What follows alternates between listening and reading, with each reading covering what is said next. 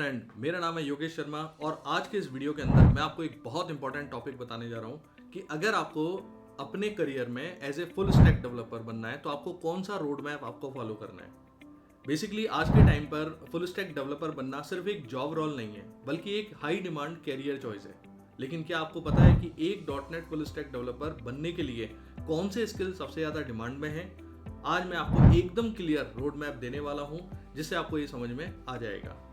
देख सकते हैं कि कोर डेवलपमेंट स्किल्स में आपको यहाँ दिए हुए हैं C# एंड .NET Core 6 और ASP.NET MVC। एक चीज मैं आपको यहाँ बताना चाहूंगा, अभी के लिए मैंने .NET Core 6 लिखा हुआ है। अगर आपका पास्ट एक्सपीरियंस है तो 6 लिखोगे, लेकिन अगर आपने इसके लेटेस्ट वर्जन पे काम किया हुआ है यानी कि .NET 8 पे भी काम किया हुआ है तो वो आप वहाँ डिफाइन करेंगे और उसके स्किल्स भी आपको पता होने चाहिए। साथ के साथ मैंने यहाँ लिखा है ASP.NET MVC।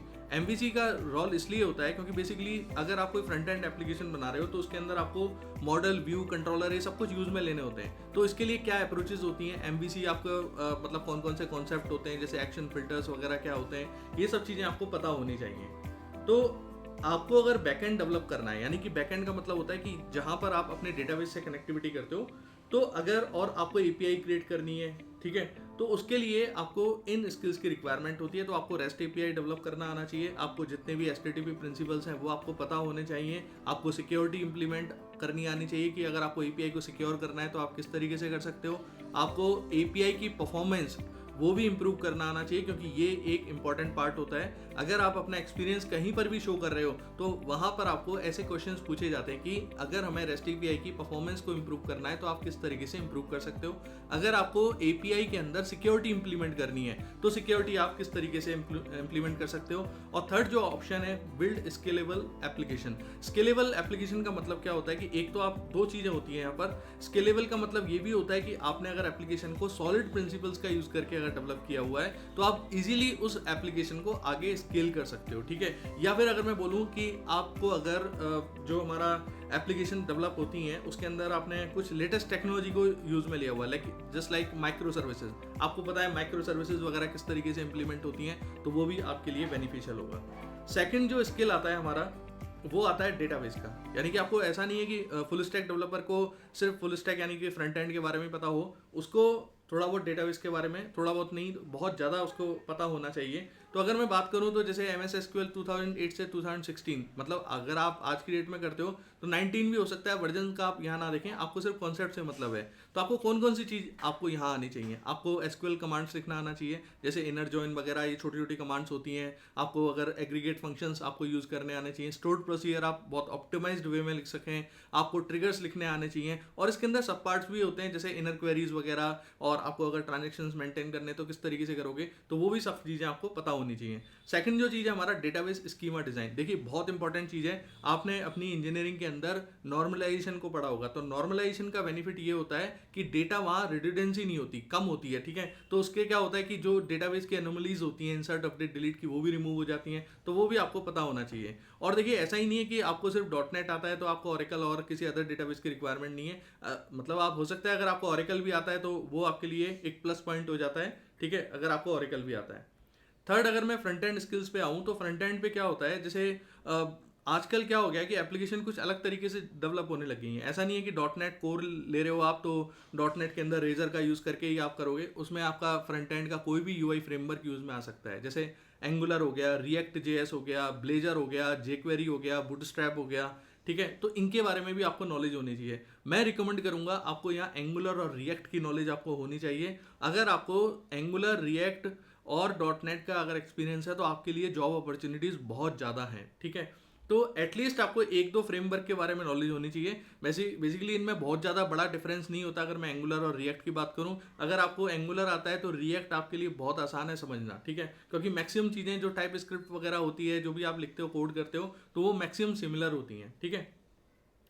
तो क्योंकि जॉब मार्केट में इन सब चीज़ों की रिक्वायरमेंट ज़्यादा है तो इसलिए मैं आपको ये बता रहा हूँ। अब आते हैं हम APIs एंड आर्किटेक्चर। तो देखिए आपको जैसे मैंने अभी बताया था कि बैकएंड की अगर मैं बात करूँ तो हमारे पास जो APIs होती हैं, REST API होती हैं, वो आपको पता होना चाहिए। रिमोट प्रोसीजर कॉल्स आपको पता होने चाहिए। कैसे हमें क्रिएट करनी है और कंज्यूम करनी है वेब API, वो आपको पता होना चाहिए। और देखिए इसके अंदर कौन कौन से इंपॉर्टेंट चीज़ें होती हैं, लाइक हमें टोकन्स जनरेट करने, हमें ऑथेंटिकेशन ऑथराइजेशन हमें इंप्लीमेंट करना है, हम लोगों को सिक्योरिटी इंप्लीमेंट करनी है, हम लोगों को परफॉर्मेंस इंप्रूव करनी है। तो ये एक ऐसे टॉपिक्स हैं जो रेस्ट एपीआई के अंदर आपको पता होने चाहिए, ठीक है। और एक चीज़ का ध्यान रखिए, अगर आप फुल स्टैक डेवलपर बोल रहे हो तो आपको रेस्ट एपीआई की एक बहुत अच्छी नॉलेज होना कंपलसरी है।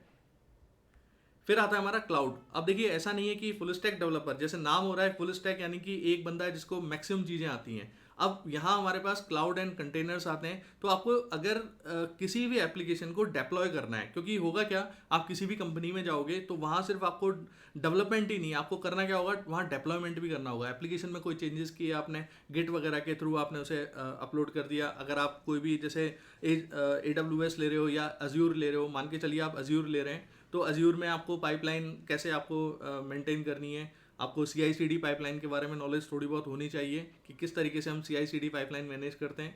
थोड़ा बहुत बेसिक आपको पता होना चाहिए कैसे हमारे वहाँ बिल्ड को हम सेट करते हैं। जैसे मान के चलिए कि आपने आज .NET 6 के अंदर काम किया, अब आपका वर्जन अपग्रेड हो जाता है .NET 8, तो आपको कहीं ना कहीं मतलब आपको CI/CD के अंदर जाके चेंजेस करना होगा और वहाँ पर आपको अपना फ्रेमवर्क अपडेट करना पड़ेगा, ठीक है।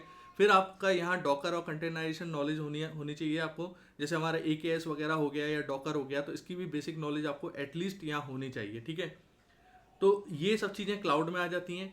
इसके बाद आता है हमारा NoSQL। देखिए NoSQL बहुत इंपॉर्टेंट है। मैं कहता हूँ कि अगर आपको कुछ नहीं आता, आप MongoDB और कर लीजिए, क्योंकि MongoDB में बहुत कुछ काम होता है। जेसन बेस्ड आपका कंप्लीट फॉर्मेट होता है ये आपका, ठीक है। और मतलब जो भी आपका डेटाबेस होता है वो डॉक्यूमेंट में होता है, ठीक है। तो वो डॉक्यूमेंट में कैसे मैनेज करना है आपको, और उसके रिलेटेड जितने भी टूल्स हैं आपको, वो भी आपको पता होने चाहिए। जैसे मैंने यहाँ कुछ टूल्स लिखे हैं, रेडिस वगैरह हमारा यूज में आता है, इलास्टिक सर्च आता है, RabbitMQ आता है। रेडिस हमारा जनरली स्टेट मैनेजमेंट में यूज में आता है।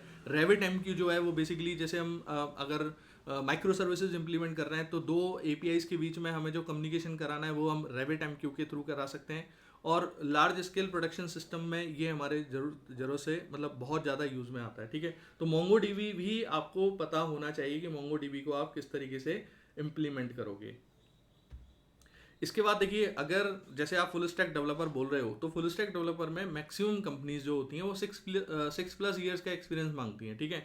तो आपको स्ट्रॉन्ग प्रैक्टिकल प्रोजेक्ट्स, मतलब उन सब की नॉलेज होनी चाहिए, हैंड्स ऑन होना चाहिए API DB and cloud development पे, ठीक है। ये बहुत रिक्वायर्ड, मतलब इसकी रिक्वायरमेंट बहुत ज़्यादा होती है।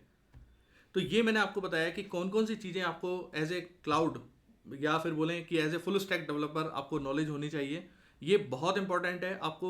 ये भी जो भी मैंने आपको स्किल्स बताए, ठीक है, वो सारे के सारे स्किल्स आपके बहुत इंपॉर्टेंट है। किसी भी MNC में जाओगे, यही कॉमन चीज़ें हैं जो हर MNC के अंदर एक फुल स्टैक डेवलपर से पूछी जाती हैं। तो अगर आपको वीडियो पसंद आया हो तो प्लीज़ चैनल को लाइक एंड सब्सक्राइब करना ना भूलें, और शेयर करें अपने फ्रेंड्स के साथ। मैं बहुत सारे यूजफुल वीडियोज़ यहाँ बनाने वाला हूँ कुछ सिमिलर टॉपिक्स के ऊपर। Thank you so much.